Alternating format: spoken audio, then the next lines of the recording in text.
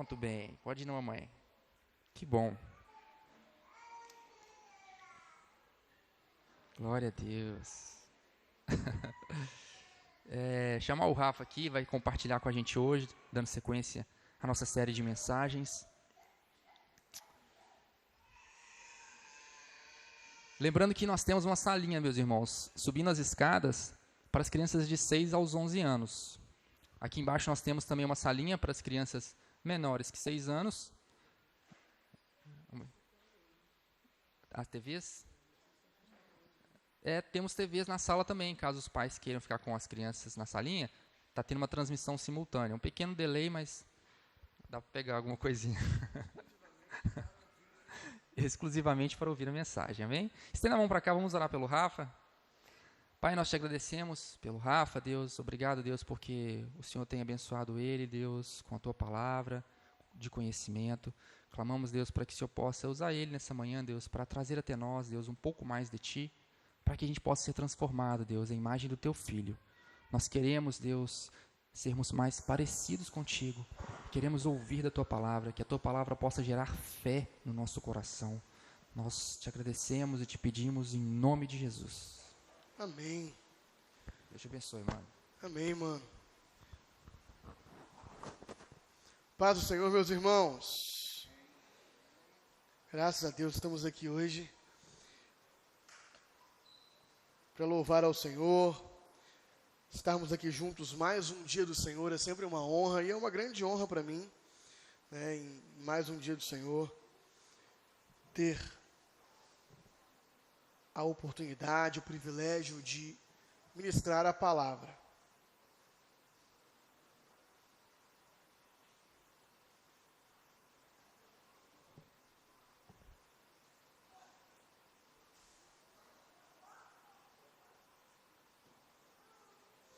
Aí. Amém. Ainda não encontrei um jeito de fazer esse momento de conexão do notebook durar menos tempo. Amém, queridos? Mas é realmente uma honra continuar então aqui, né? Essa série de sermões. Obrigado, pastor Felipe, meu personal corretor de português. Essa série de sermões, eu tenho muita dificuldade com ães. Os irmãos que não perceberam vão começar a perceber, né? A deficiência grande na minha formação isso, né? Mas a gente vai seguindo mesmo assim, né? Então é uma honra, a contracultura do reino, essa série de exposições no Sermão do Monte. Quem tem sido abençoado por essa série de mensagens aí? Quem tem conseguido de fato olhar para o Sermão do Monte com um coração diferente, olhar para o Sermão do Monte, dar um lugar para ele dentro da nossa vida, né? Pensar a respeito de Cristo e o que ele falou no Sermão do Monte ao longo da sua semana. E quem tem tido essa experiência aí? Amém? E no dia de hoje, nós vamos dar continuidade aqui, né? Essa pregação de hoje, ela é em certo sentido uma continuação muito óbvia do sermão de semana passada. Quando o pastor Felipe falou conosco a respeito de uma vida que é vivida para os olhos de Deus, uma vida que é vivida para Deus e não para o olhar dos homens, uma vida que é um culto a Deus e não uma vida que é um processo de querer que os outros cultuem a mim, né? Então, o sermão de hoje é em grande medida uma continuação do sermão de semana passada, mas aplicado ali à oração. Em certo sentido, o sermão de hoje também é o prelúdio para a exposição do Pai Nosso, que vai começar a partir de semana que vem, né? E deve durar um tempinho aí também, que é um dos trechos mais assim nobres, né? Vamos colocar assim, do Sermão do Monte. Então, o sermão de hoje tem esse desafio de introduzir toda a conversa que a gente vai ter sobre essa que é a oração mais importante que as Escrituras nos mostram, Jesus nos dizendo como orar. Eu estou um pouco incomodado com o meu áudio, parece que tem uma coisa esquisita aqui nele. Não sei se há algo que pode ser feito a respeito disso, mas tá bom. O importante é os irmãos ouvirem e entenderem. Esse incômodo meu é segundo plano, tá bom? Vamos seguir aqui. Então, é um pequeno trecho, são apenas alguns versos ali, 2 parágrafos que a gente vai ler aqui hoje. E por ser um pequeno trecho, pode parecer algo muito passageiro, né? Estando entre trechos tão importantes, mas é um pequeno trecho que vai nos confrontar bastante, porque Jesus vai nos mostrar que essa tendência que nós temos de ver uma vida para nós mesmos, ela nos alcança, mesmo naquela que deveria ser a mais espiritual das práticas. Essa tendência de viver uma vida centrada em mim mesmo, ela nos alcança mesmo quando eu estou em oração. Vamos ler a palavra? Eu queria te convidar para abrir a Bíblia em Mateus capítulo 6, versículo 5 ao versículo 8. Na medida que você encontrar, pode se colocar de pé.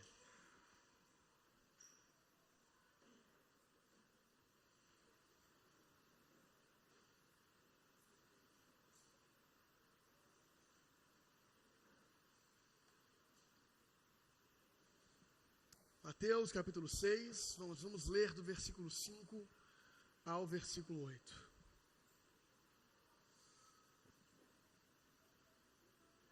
Vou fazer um pouco diferente hoje, eu vou orar primeiro. Pai Santo, muito obrigado pela sua palavra, que se apresenta a nós como uma oportunidade de ouvir do próprio Cristo nessa manhã. Nesse momento que vamos parar para lê-la, que o Senhor nos dê olhos do entendimento aberto, espírito de sabedoria e revelação para compreendê-la e permitir que a palavra que será lida aqui agora seja aplicada ao nosso coração e a mim como pregador, Senhor. Me dê a capacidade de expô-la fielmente, sem roubar a glória que é sua, sem roubar a compreensão dos meus irmãos, mas sim permitir que todos nós possamos ser confrontados pela tua palavra. Em nome de Jesus. Amém. Vamos ler. E quando vocês orarem, sejam como os hipócritas. Eles gostam de ficar orando em pé nas sinagogas e nas esquinas, a fim de serem vistos pelos outros. Eu lhes asseguro que eles já receberam a sua plena recompensa. Mas quando você orar, vá para o seu quarto, feche a porta e ore a seu pai que está em secreto. Então seu pai, que vem em secreto, o recompensará. E quando orarem, não fiquem sempre repetindo a mesma coisa, como fazem os pagãos. Eles pensam que por muito falarem serão ouvidos. Não sejam iguais a eles, porque o seu Pai sabe do que vocês precisam antes mesmo de o pedirem. Amém? Palavra do Senhor, pode se sentar.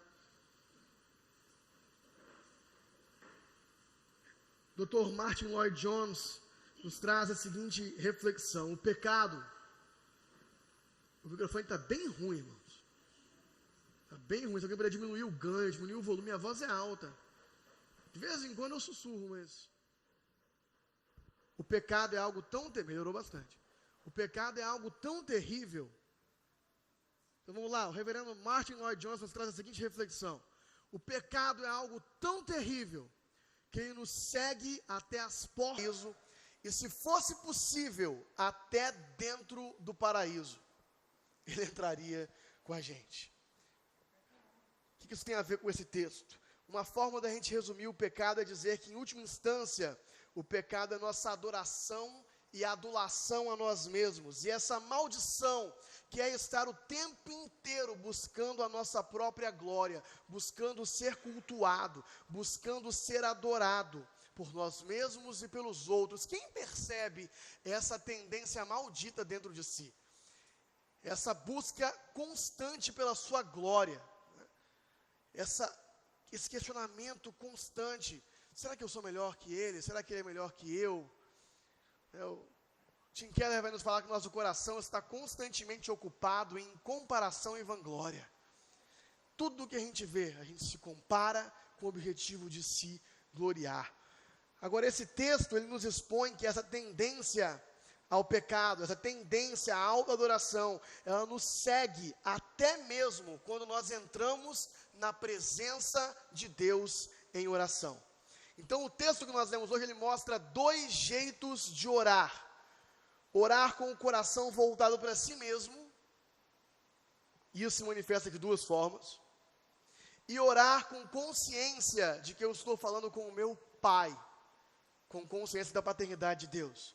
Dois jeitos de orar. E esse jeito de orar com o coração voltado para si mesmo, Cristo nos apresenta ele em dois sabores.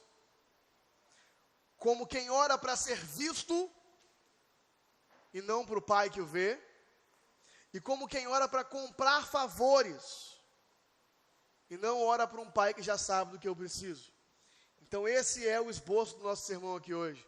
São duas formas de orar e Cristo nos leva nesse movimento de nos tornarmos de pessoas que oram para ser vistas em pessoas que oram para um Pai que já nos vê. E de pessoas que oram para comprar favores em pessoas que oram para um Pai que sabe tudo o que nós precisamos antes mesmo de nós pedirmos. Então no versículo 5 Jesus fala, quando vocês orarem, não sejam como os hipócritas. Os hipócritas gostam de ficar orando em pé nas sinagogas e nas esquinas, a fim de serem vistos pelos outros.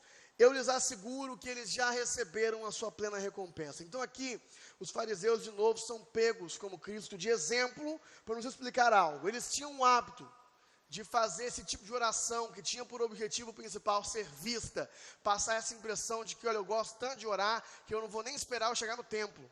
Na rua, nos cantos, eu vou orar de pé, eu vou orar em voz alta, para as pessoas verem que eu estou orando, para as pessoas verem que eu sou espiritual, para as pessoas verem que eu sou um mestre. Mas embora Jesus pegue os fariseus como exemplo, aqui a palavra é para nós, os filhos do reino, porque mesmo sem as práticas farisaicas enraizadas em nós, o pecado em nosso coração nos leva ao mesmo hábito de orar para sermos vistos pelos outros. E qual que é o traço principal disso aqui, de acordo com Jesus? A falta de sinceridade, a hipocrisia. Todas as palavras que eu uso quando eu oro com o objetivo de ser visto pelos outros foram hipocrisia.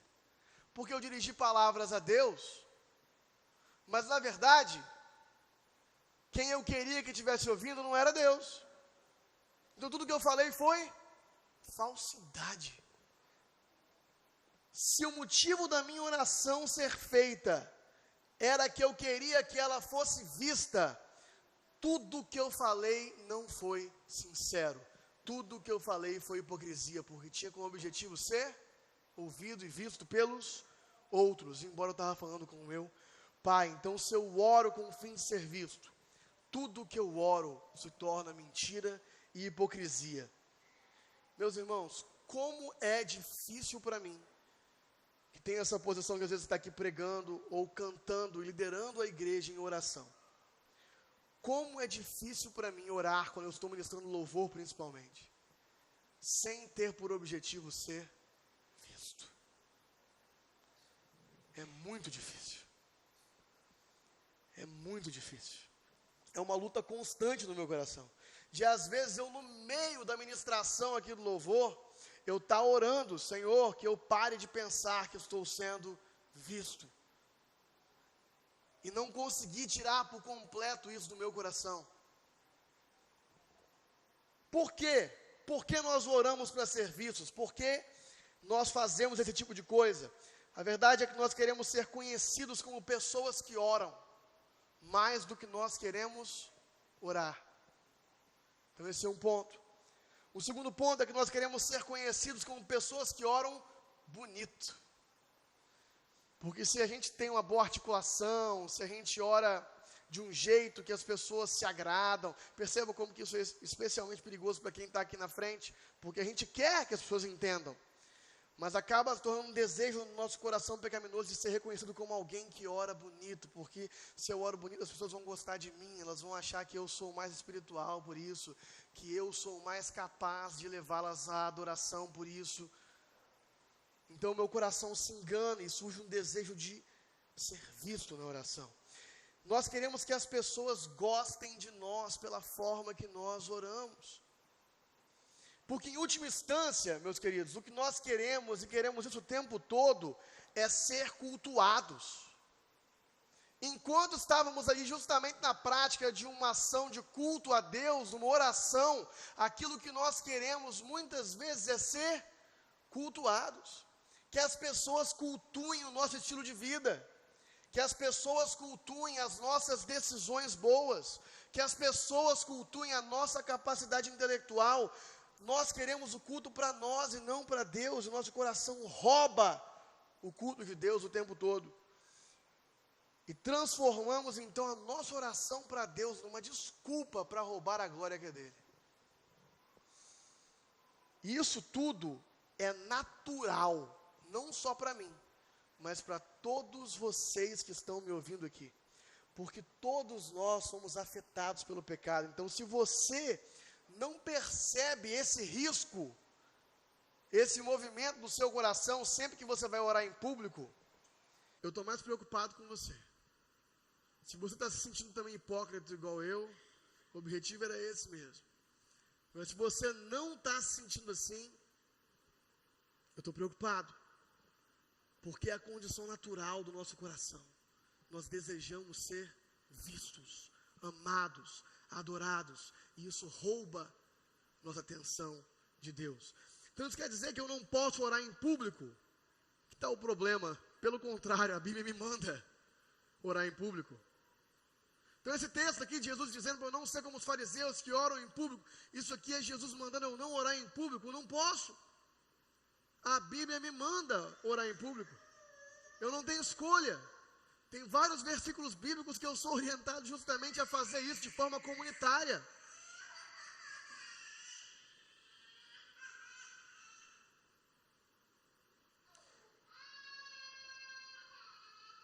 Mas a oração pública, ela nos impõe lidar com esse risco no nosso coração, de estarmos fazendo para ser vistos.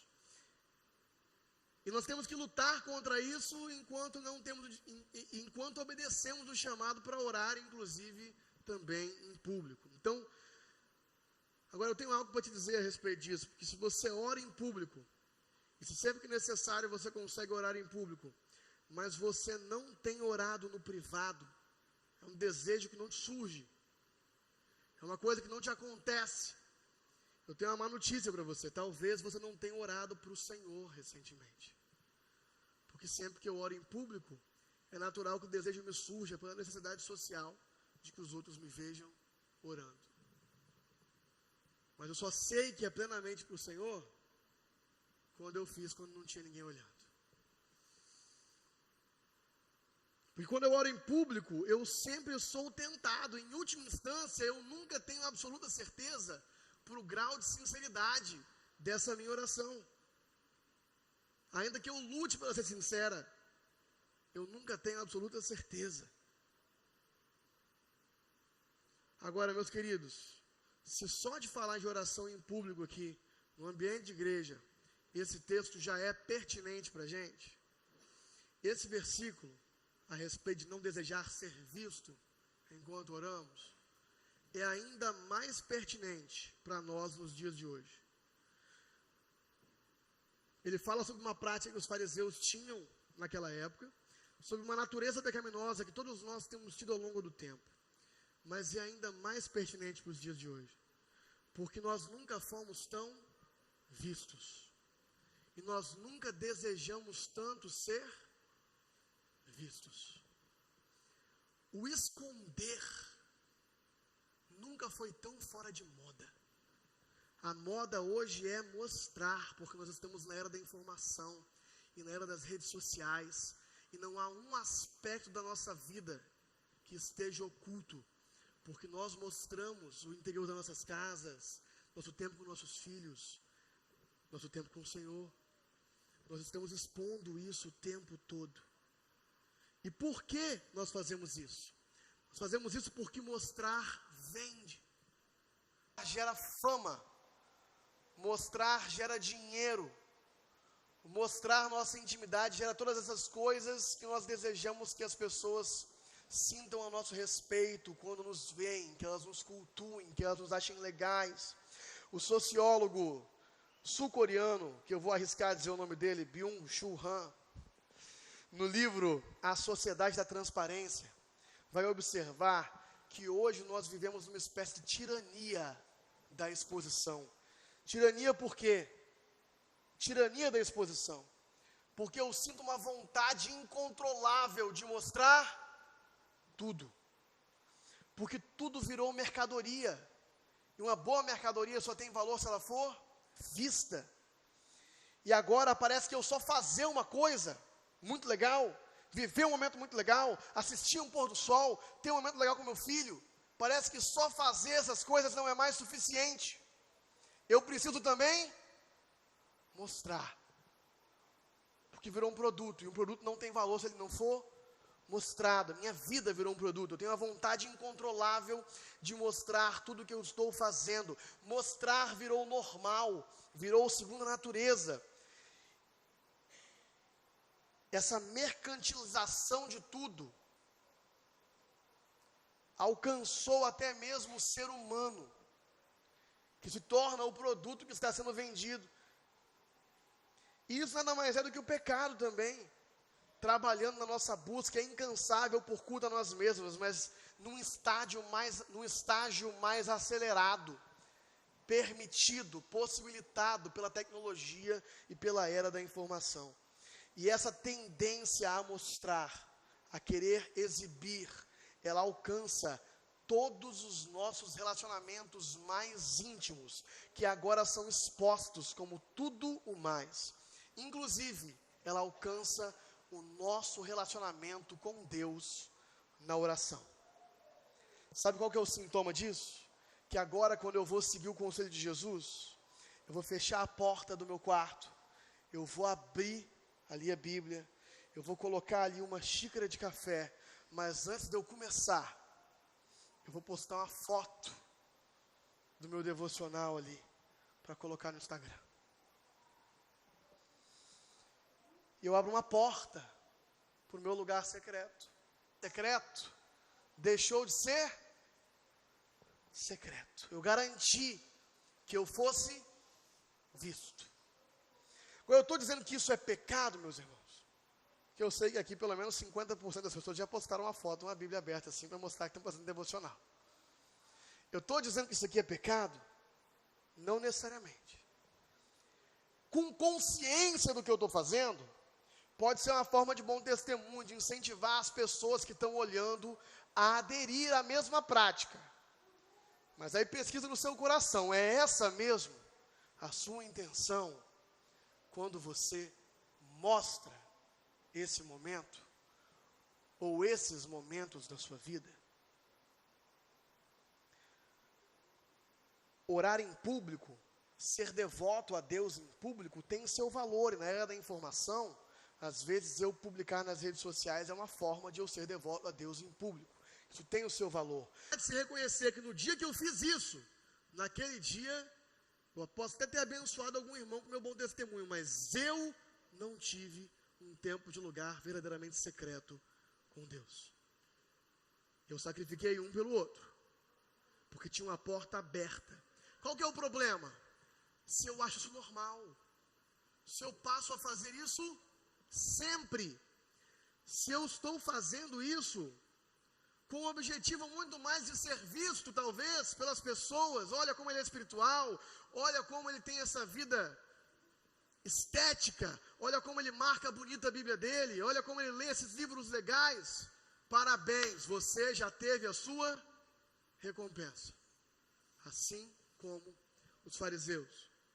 Então, se eu acho normal, se eu começo a transformar isso aí na minha segunda natureza, se a segunda natureza minha é mostrar, eu estou viciado, eu estou caindo também na armadilha que os fariseus caíam, às vezes sem perceber, porque é um pouquinho diferente nos dias de hoje. Os irmãos estão entendendo o que eu estou falando? Uma água aqui me abençoaria muito.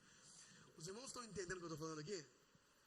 Eu quero dar mais um exemplo com muito cuidado, porque eu sei que muitos de vocês eu já vi fazendo isso. Então, vou até reforçar antes que não é pecado, mas pode ser um sintoma. Então eu não posso deixar de falar. Amém? Eu estou aqui em comunidade, adorando ao Senhor profundamente, vivendo um momento intenso de adoração ali. O louvor está me tocando de forma profunda, está muito legal, as vozes da igreja estão legais. E o que eu sinto? Meu Deus, eu tenho que filmar isso. Eu tenho que tirar o meu celular do meu bolso e colocar isso aqui nos meus stories. Eu sinto essa necessidade. É pecado, gente? Não é pecado. Não necessariamente. Mas eu sinto essa necessidade. Virou segunda natureza. Por quê? Por que eu me sinto assim? Tem seu valor para a divulgação da beleza da vida em comunidade. A gente tem fotógrafo aqui, irmãos. A gente acha que tem valor. Mas, por isso também a gente revela quem está fotografando.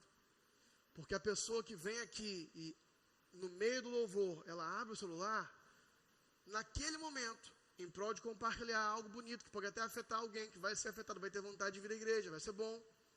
Mas aquela pessoa saiu do seu momento de intimidade com Deus e com os irmãos, para mostrar. Se foi feito com consciência de vez em quando, amém. Mas se virou minha segunda natureza, porque para mim mostrar é mais importante que viver, e as coisas não têm valor se eu não mostrar, então eu estou caindo na mesma armadilha dos fariseus, e eu já tive a minha recompensa.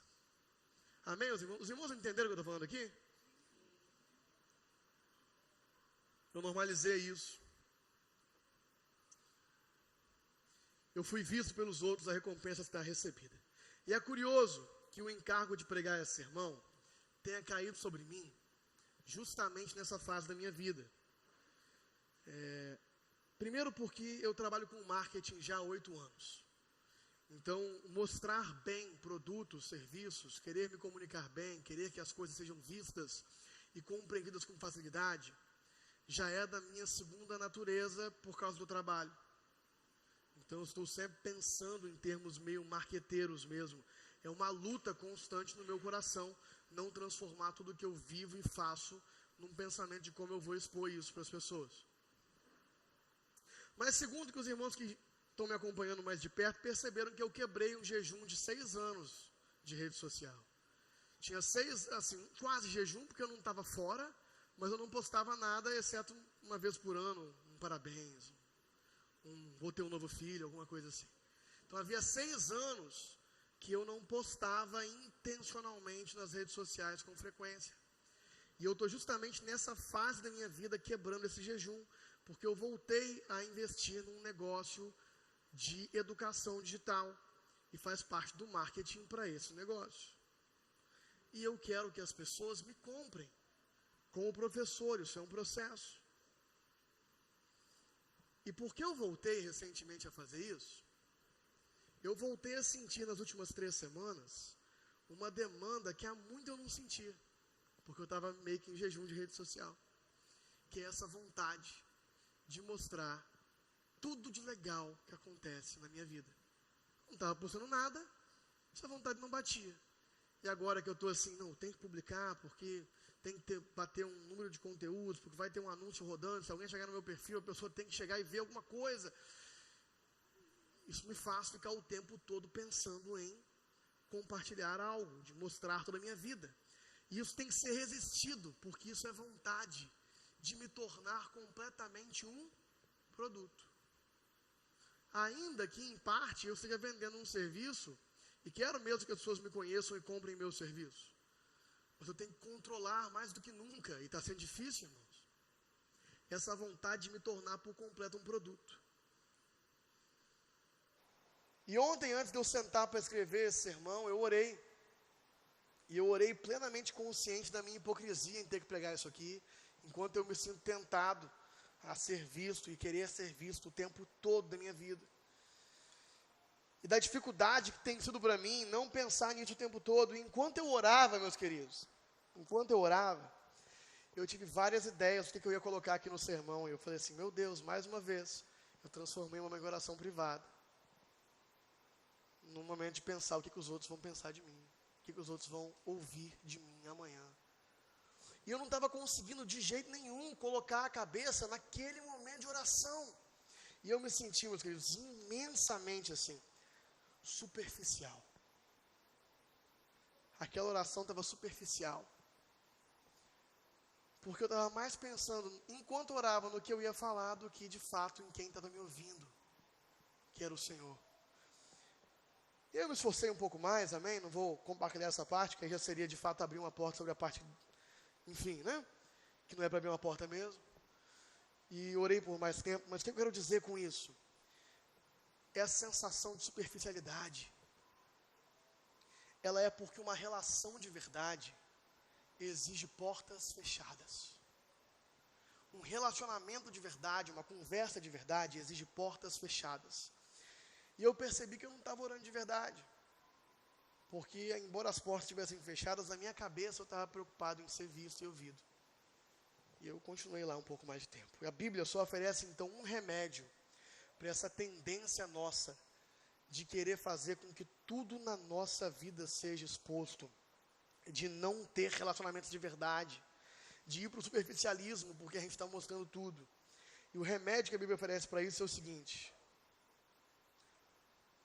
passar horas de oração no privado. Mas quando você orar, vá para o seu quarto, feche a porta e ore a seu pai que está em secreto. E então o seu pai que vê em secreto te recompensará. Horas de oração no privado, mas tão privado que ninguém sequer saiba que você está fazendo isso. Porque se você está passando tempo no lugar secreto, mas sua esposa, seu filho sabem que você está lá, você pode estar fazendo aquilo para eles pensarem que você é um pai, um marido de muita oração. Tem que ser tão privado que as pessoas realmente não façam ideia de que hora você faz isso, quando é, onde é que fica esse lugar. Porque é possível orar no privado para garantir que tem gente sabendo. Meu Deus, como ele passa tempo no lugar secreto. Agora, se eu de fato estou passando tempo completamente escondido com Deus, realmente ninguém sabe, não existe outro motivo para eu fazer isso, que não ser visto por Deus e vê-lo melhor, e conhecê-lo melhor.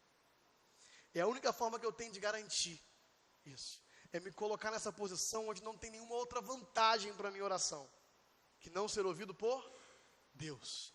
E o único jeito de eu fazer isso é me esconder. Então, aproveita para orar quando ninguém estiver olhando, que assim você vai ter certeza que você não estava olhando para você mesmo, para ser virtuado.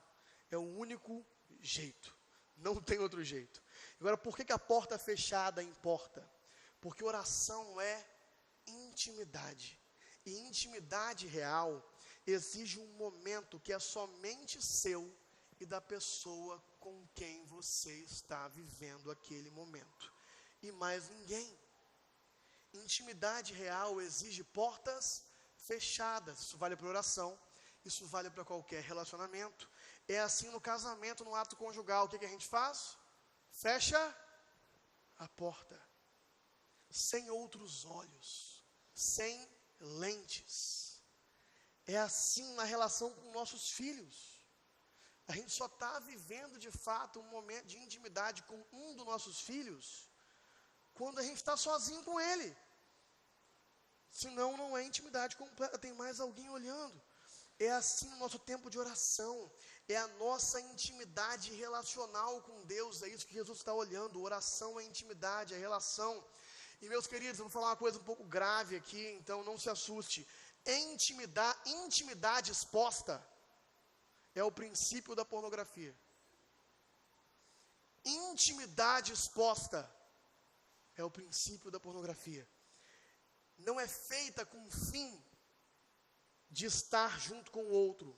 É feita para os olhos de quem está olhando. E isso tem a ver com qualquer relacionamento íntimo.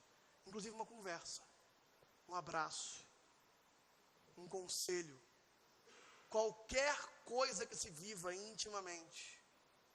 Quando eu estou expondo o que deveria ser íntimo, eu estou transformando aquilo num produto para ser consumido. Só é intimidade real quando o fim é unicamente no outro. Se é intimidade exposta, é performance, é raso, é superficial, é atuação. Sempre que um observador é posto, eu me torno um ator. Vou repetir isso aqui. Sempre que um observador é posto sobre uma relação minha íntima, pode ser uma conversa, eu me torno um ator. aquilo que era natural imediatamente deixa de ser natural. Não importa quão bem eu finja que é natural. Sabe o que é um bom ator? É alguém que consegue parecer extremamente natural diante de uma câmera ou de uma audiência. Então não importa se foi bem fingido, como um podcast que eu assisto, tenho certeza que aquela galera são amigos conversando. Tem uma câmera? Foi atuação. Tem um par de... Foi atuação. E você sente isso. É inevitável. Todos nós aqui temos essa experiência, e eu vou provar. Você já percebeu que quando alguém liga uma câmera, você imediatamente se sente diferente? Sua boca está meio torta, você? Acerta. A pessoa está caída? Se você tem dificuldade de falar em público, alguém liga uma câmera, na mesma hora você começa a gaguejar. Você já percebeu que aqui na igreja, quando a gente está aqui, com a mão levantada, e passa o fotógrafo, passa a Isabela, passa o Werner, igual o Werner passou por mim, e eu me senti imediatamente, meu Deus, tem uma câmera me olhando. Então eu estou aqui com a mão levantada, beleza? Passou a Isabela me filmando. Vou contar um negócio para vocês. Se eu mantive a mão de pé, foi atuação. Se eu abaixei, também foi. Porque é inevitável. Quando um olhar é posto sobre mim, gera um vácuo que puxa a minha atenção e eu não consigo fazer outra coisa que não atuar para aquele olhar. Vocês já se perceberam aqui? No meio do louvor, você percebeu a câmera em você? Que, meu Deus, o que eu estou fazendo? Deixa eu adorar de um jeito mais estéril, que eu vou ser filmado. De duas uma, ou o irmão responde com performance no sentido de ficar bonito, ou de timidez, no sentido de não ser visto, mas não deixa de ser uma reação a uma observação alheia. Então, sempre que você abre uma lente para filmar a sua família, a sua igreja, ou qualquer relacionamento que você esteja tendo, ele deixa de ser natural. Isso é pecado? Falando muito isso aqui nessa pregação, para os irmãos verem que o assunto aqui é de gente grande. Não necessariamente. Se eu faço com consciência, com propósito, com o objetivo de compartilhar algo que eu realmente quero que seja compartilhado.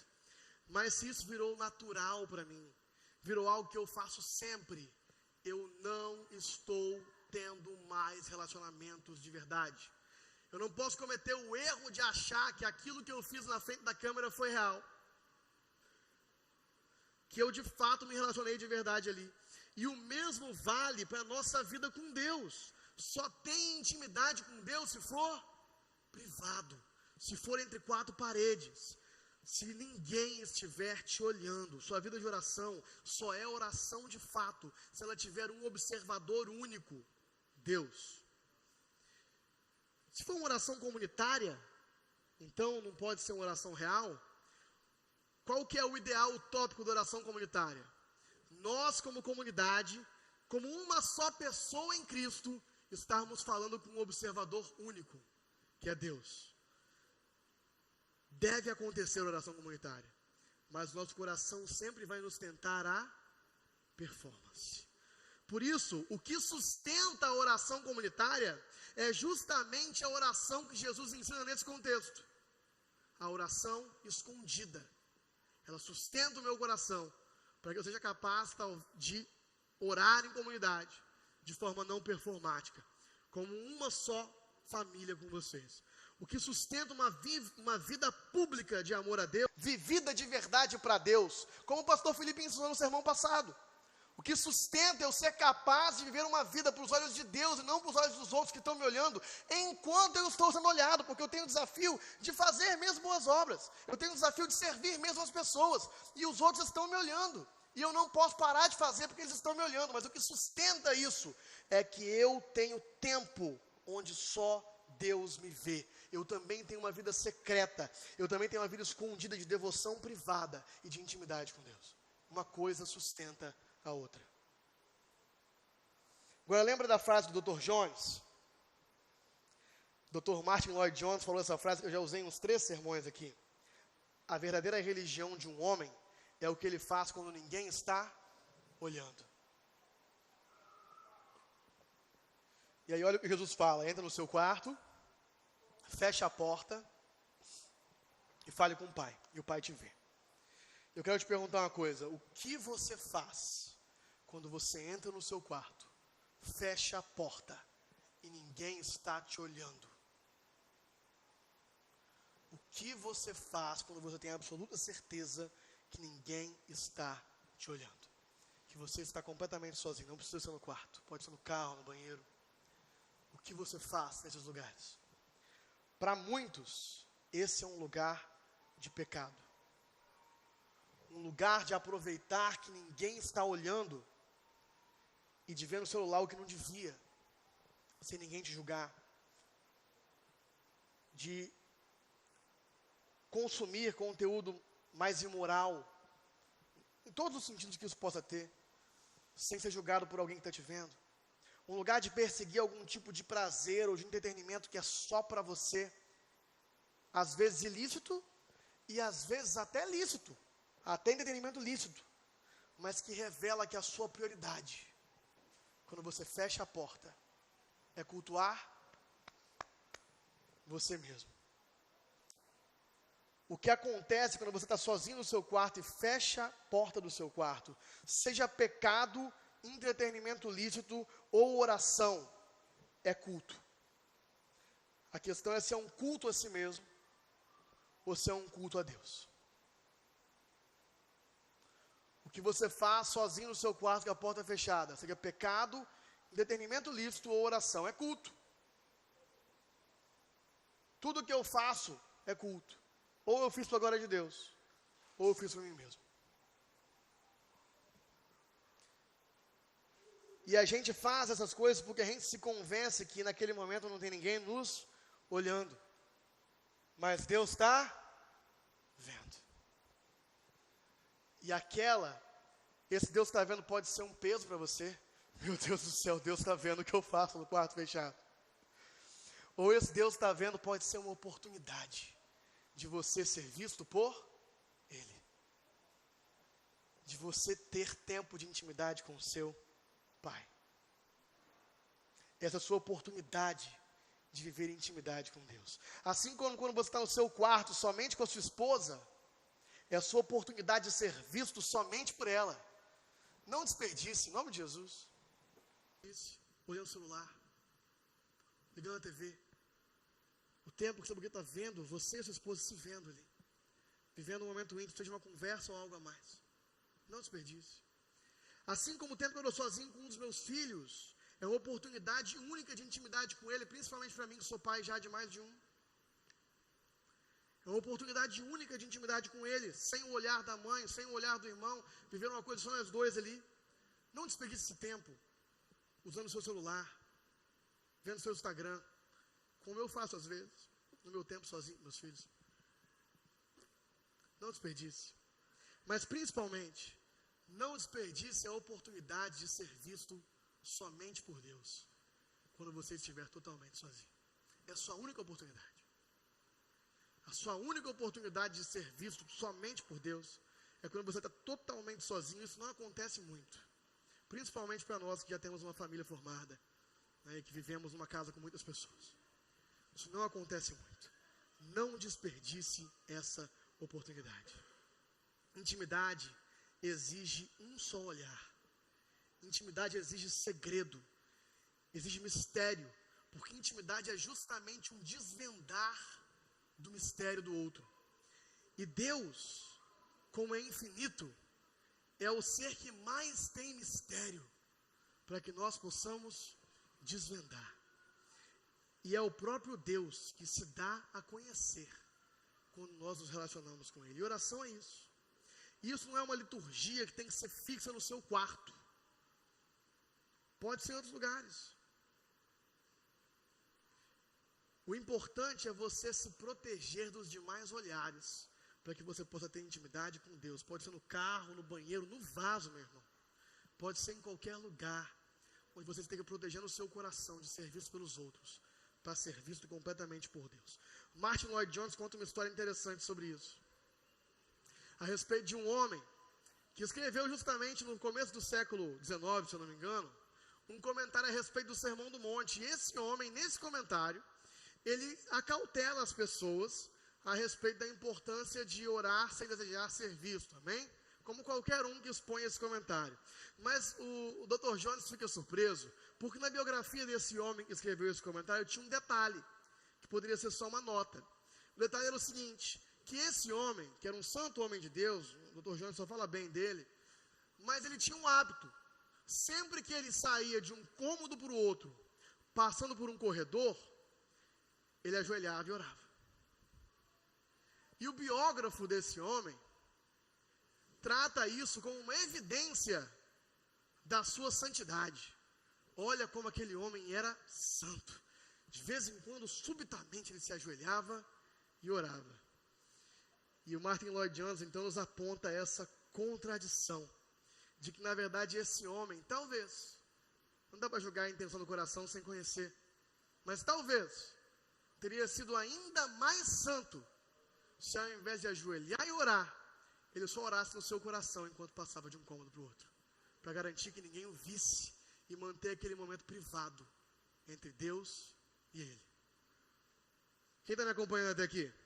Quando você orar, vá para o seu quarto, feche a porta e olhe a seu pai que está em secreto. Então o seu pai que te vê em secreto, te recompensará. Essa é a oração que Deus vê. Olha que coisa interessante. Não necessariamente, o texto está falando de uma oração que Deus vê. Às vezes a gente está preocupado em como orar de um jeito que a gente seja ouvido, Que tipo de oração que Deus ouve. Mas Jesus vai nos falar que essa é a oração que Deus vê. O Pai te vê. E você deveria desejar o olhar dele. E aqui, para deixar ainda mais relacional, você está olhando para o seu Pai. O seu Pai. Não é qualquer intimidade. É intimidade entre um filho e um pai. E o pai, ele vê, então. O que ele vê? Ele vê um filho que deseja de verdade intimidade com ele. E o pai que vê isso, ele vai te recompensar. Que recompensa é essa? Os que oram para ser vistos, já receberam a sua recompensa. Sua recompensa foi o que eles queriam. Eles queriam ser vistos. Agora o pai não tem nada mais para dar para eles. Porque o que eles queriam, eles já receberam. Agora os que desejam orar, porque querem de verdade um relacionamento com o pai vai dar para ele o que eles querem. O pai vai dar para eles mais de si. A mais importante das bênçãos. É claro que às vezes a gente tem necessidades, a gente suplica a Deus, a gente tem necessidades materiais, e Deus nos supre. Mas nada disso é perto da recompensa maior, que é receber mais do próprio Pai. Ele é o fim último. Ser eternamente satisfeito em Deus é o nosso destino último. Assim como a vida não faz sentido sem relacionamentos. Imagina uma vida em solidão completa. Talvez seja a maior definição do inferno. Uma vida em completa solidão, desconexão. Agora, o relacionamento com o Pai é de todos os relacionamentos que dão sentido à vida, o mais importante, ele é o sentido último da vida, porque a vida eterna, de acordo com Jesus, é conhecê-lo. Estar totalmente satisfeito nele, ser dele e saber que ele é seu. Então, os que oram para ser vistos recebem a recompensa que queriam, eles vão ser vistos. Agora, os que oram porque querem mais do Pai, mais do Filho, mais do Espírito Santo. E Jesus nos transforma, então, de pessoas que oram para ser vistas, em gente que ora porque o Pai vê. E isso dá o seguinte sentido para a nossa oração. Nós deixamos de orar como deuses, buscando culto para nós, querendo a atenção do outro. E passamos a orar como filhos que conversam com o Pai. E é porque nós oramos com a intimidade de filhos que conversam com o Pai, que nós não oramos como os pagãos, com vãs repetições. Quem aqui está preocupado? Só agora eu cheguei no meio da pregação. O nosso segundo ponto aqui hoje é que Jesus nos leva de uma oração para ser visto, uma oração que o pai vê. E justamente por causa da consciência de paternidade, eu paro de orar para ser visto e passo a orar para ter intimidade com o meu pai. Mas é essa mesma consciência de paternidade que agora me leva em mais um movimento, o movimento de abandonar as vãs repetições. Eu paro de orar para obter favores, eu paro de orar para comprar benefícios com a minha oração, e eu passo a orar para o meu pai. Vamos lá, quando orarem, não fiquem sempre repetindo a mesma coisa como fazem os pagãos. Eles pensam que por muito falarem serão ouvidos. Então é muito comum esse texto das vãs repetições, amém? É muito comum a gente associar esse texto ao hábito do cristianismo mais tradicional, romano, ortodoxo, anglicano, de rezar. É muito comum a gente achar que esse texto é sobre isso. E o mais curioso é que é justamente por conta desse texto que muitas denominações, inclusive, proíbem a oração do Pai Nosso de ser praticada letra por letra. Quem aqui já foi proibido de orar o Pai Nosso? Assim, eu fui orientado quando era criança. Eu vim de uma dessas tradições. Se tiver o Pai Nosso sendo orado, você fica em silêncio, porque você não reza. Se você orar o Pai Nosso, vai ser vã repetição. E o texto, meus queridos, não é sobre isso. Inclusive, é até contraditório que o texto é justamente o prelúdio do Pai Nosso. O texto não é sobre isso. Sobre o que o texto fala. Embora qualquer tipo de repetição, aonde eu comecei a repetir, sem intencionalidade de significado, realmente não tem sentido nenhum. Então tá bom? Qualquer tipo de reza, seja Pai Nosso ou qualquer outra oração pronta, que eu faço, sem intenção do coração de fazer, de fato não teve proveito nenhum. Mas o texto não é sobre isso. Sobre o que o texto é? Ele é claro, é sobre as práticas dos pagãos, de orar muito, de repetir muito, de se esforçar muito por achar que por muito falar será ouvido. Como os pagãos adoravam outros deuses.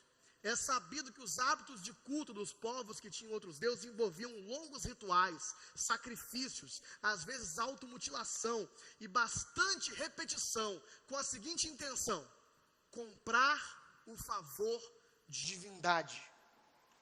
Atenção, essa é a chave, é disso que Jesus está falando.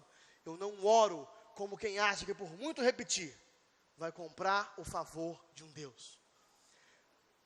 Um exemplo bíblico disso, desse ritual pagão acontecendo, que foi comum e é comum em toda a história da humanidade, até hoje é comum, uma pessoa trazer uma oferta para uma divindade para ganhar um favor, e repetir ali, tem um ritual, tem um rito, um certo esforço, tem que praticar da forma exata, tem que pegar lá, matar uma galinha, fazer, vocês estão entendendo?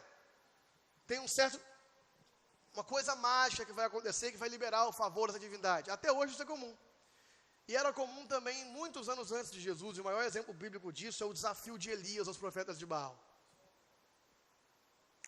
Porque Elias coloca ali, né, o desafio, faz os altares, então vocês oram para o Deus de vocês, eu oro para o meu Deus aqui, e o Deus que primeiro mandar fogo do céu e consumir o sacrifício é o Deus de verdade. Então, o que os profetas de Baal fazem?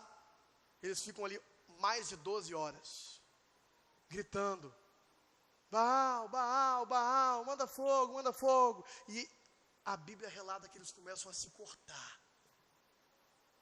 achando que daquilo de alguma forma ia trazer a atenção da divindade para eles. E Elias começa a zombar deles, fala mais alto, vai que ele está dormindo. E eles estão lá, no ritual. E aí chega a vez de Elias, o que Elias faz? Ele faz uma singela oração. Fogo lambe o sacrifício e a água do altar. Com base nesse exemplo, os irmãos percebem o que são vãs repetições.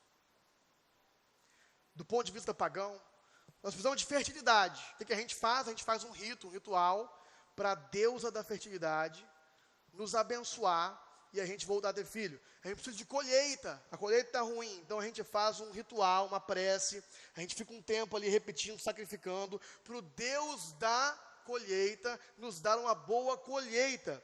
E agora o que eu vou falar agora, pode soar um pouco polêmico, mas me engulam.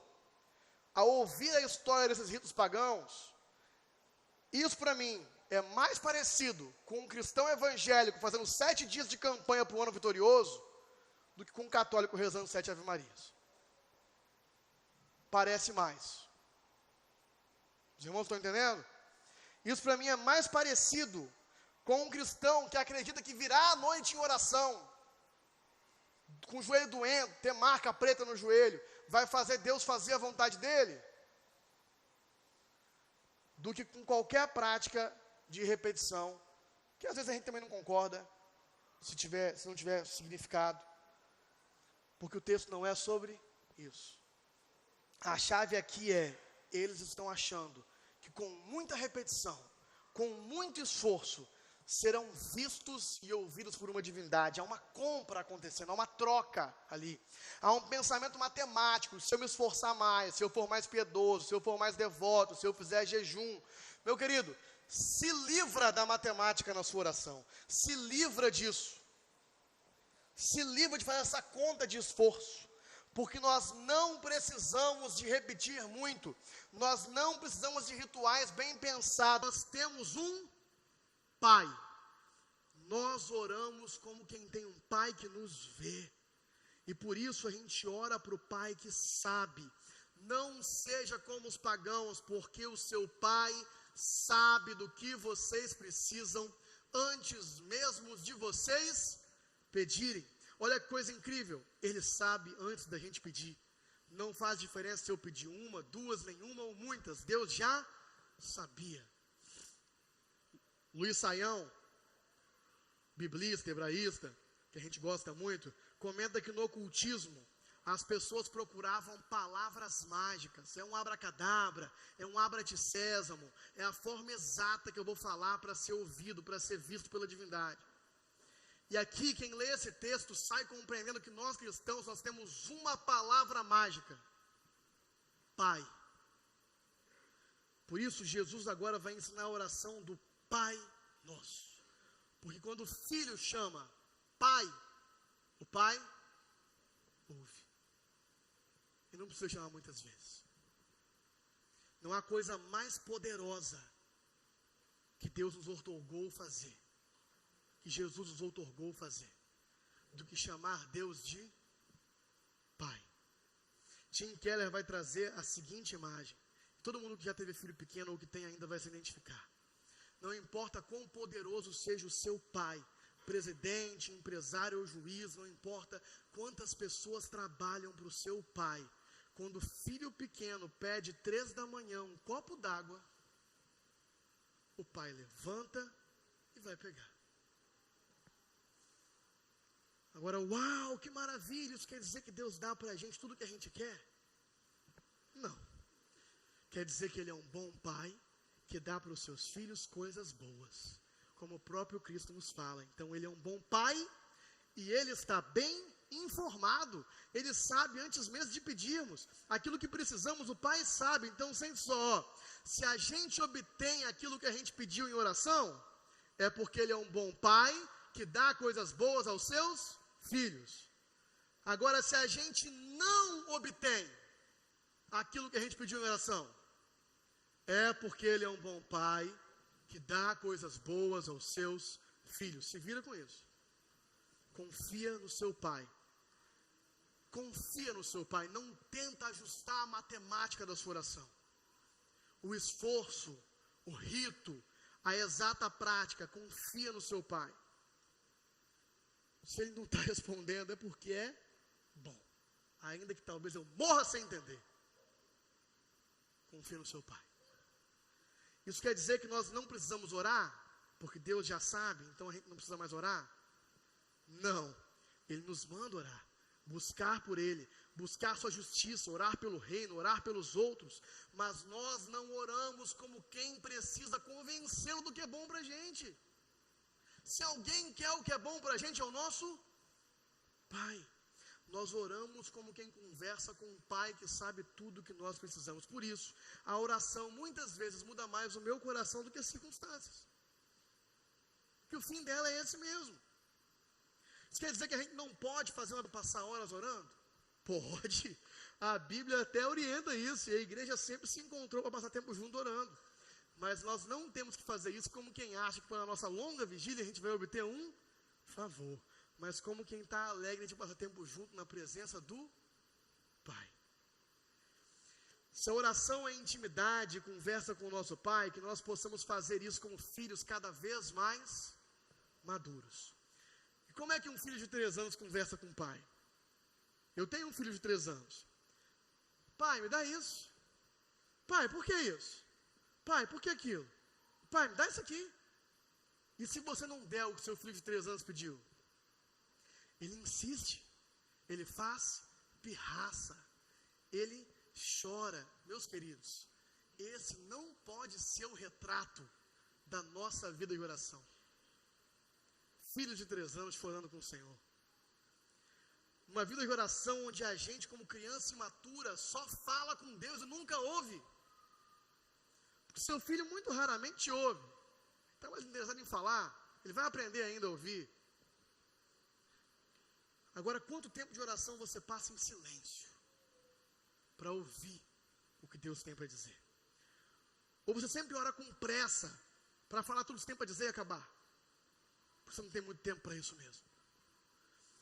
Que nós possamos orar como filhos maduros, confiando no amor do Pai, dispostos a obedecer, buscando o como obedecer, e não o porém de como a gente poderia não obedecer sem pecar.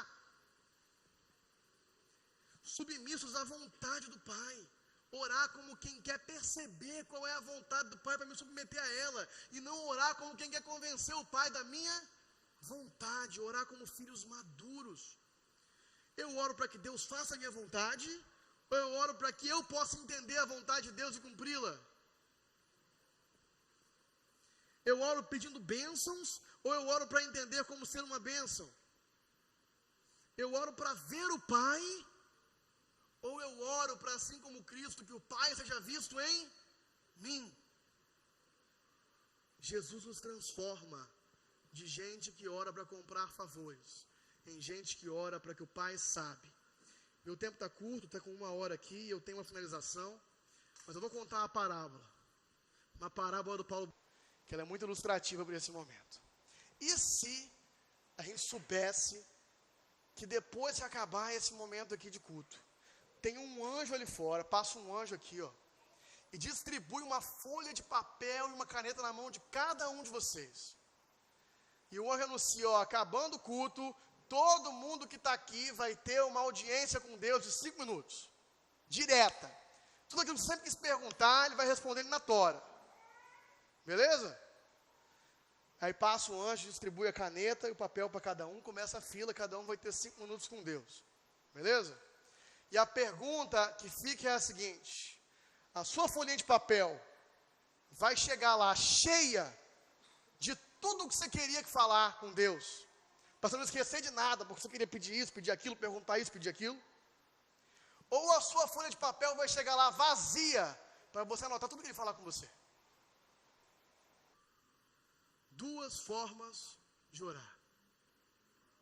Como um filho menos maduro, que ainda está crescendo, ou como um filho mais maduro. E Jesus está querendo nos levar a orar como Ele. A orar como Ele ora ao Pai. Inclusive, esse é o significado de tudo aquilo que vocês pedirem em meu nome. Porque esse em meu nome não é o abracadabra.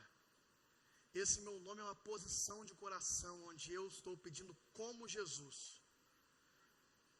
Como representante de Jesus na terra. Estando assumindo ali a posição de um filho de Deus. Então, tudo que eu peço como Jesus pediria, o Pai atende. É esse lugar que Jesus quer nos levar. Então Ele orienta nossas orações. De orações com o fim de ser vistos, para orações que o Pai vê. De orações como a deuses querendo culto a nós mesmos, para orações como a de um filho conversando com o Pai. De orações que fazemos como comerciantes querendo trocar favores, para orações como filhos maduros que querem se envolver com a vontade do Pai na terra. E nada disso aqui, meus queridos, é natural para a gente. Porque por natureza nós não somos filhos de Deus. Por natureza nós somos filhos da ira, inimigos de Deus. Por isso que a nossa tendência natural é querer fazer uma troca com Ele. Porque no fundo, nosso coração sabe do nosso estado real de inimizade. Então não é natural para a gente se achegar a Deus como Pai. Não é natural. Porque a gente é mesmo Deus rival. Queremos fazer um negócio. A gente é mesmo comerciante. Agora, só é possível então fazer o caminho que Jesus nos apontou aqui hoje. Só é possível então ter consciência de paternidade. Só é possível orar como filho quem já viu o amor do Pai em Cristo Jesus. Quem já recebeu o Espírito de adoção, se tornando filho, ao ver o amor do Pai em Cristo Jesus, ao ver o amor de Deus exposto na cruz do Calvário, onde Cristo morre por insetos como nós, por inimigos como nós, tendo crido no Filho, nós nos tornamos filhos do Pai.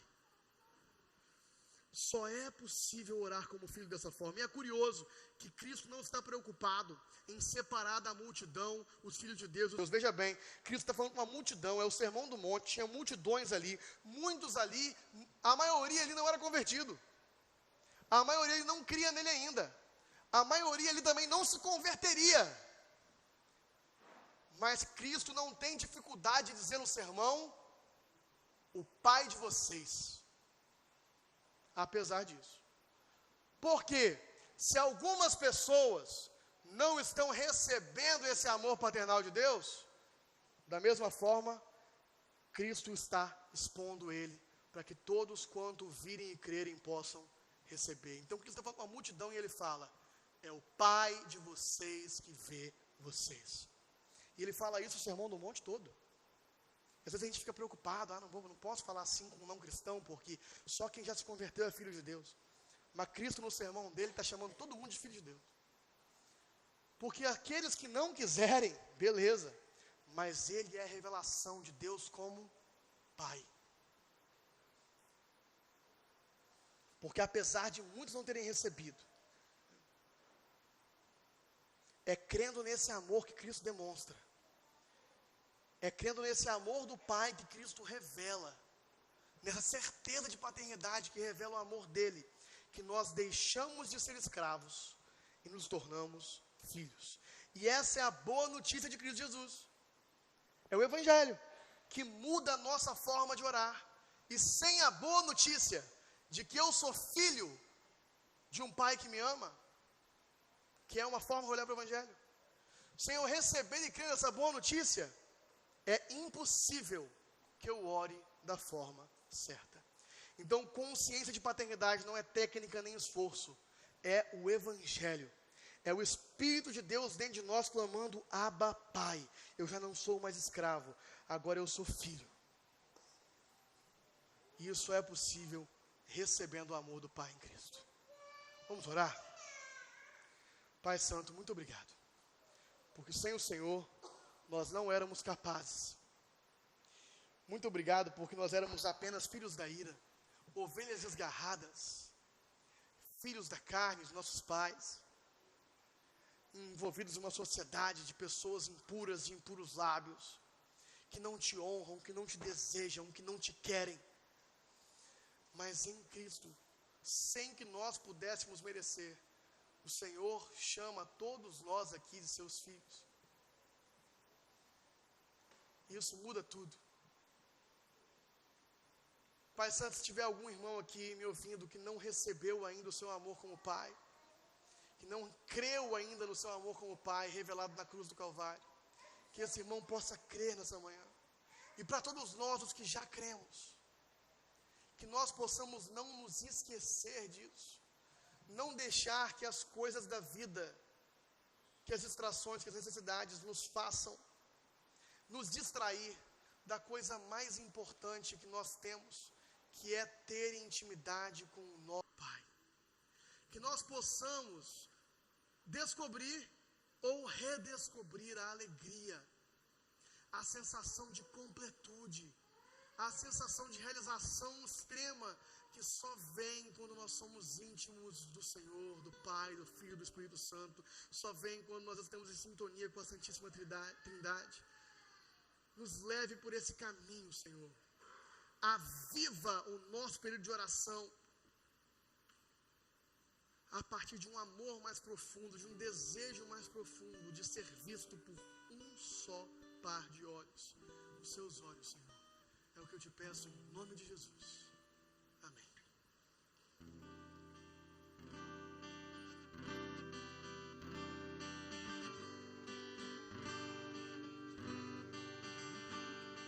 Pai, Deus idoso, tem compaixão de mim. Preciso da tua. É porneia. Qual a distinção? Moiqueia está falando especificamente sobre o adultério. Como se a mulher tivesse se deitado com outro homem, ou o homem tivesse se deitado com outra mulher que não o seu respectivo cônjuge. Tudo bem até aqui ou não? Qual a palavra grega que eu acabei de mencionar? Essa? Moiqueia. Tudo bem?